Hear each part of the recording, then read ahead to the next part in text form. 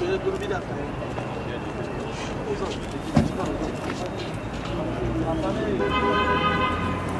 Abi GG'lere mi?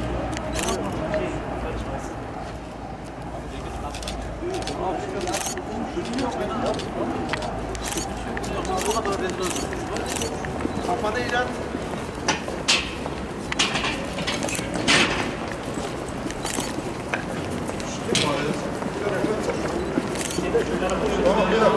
Şuradan mı alalım?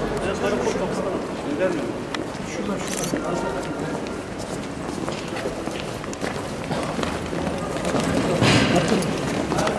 Kaç günlük bu ya? Tamam, içeri.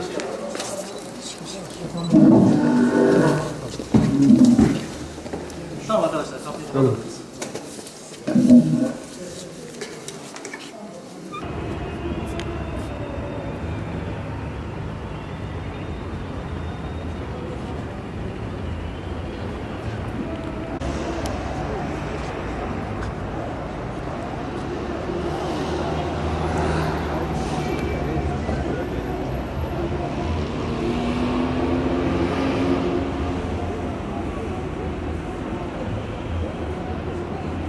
Hadi Mahmut, hadi gidiyoruz.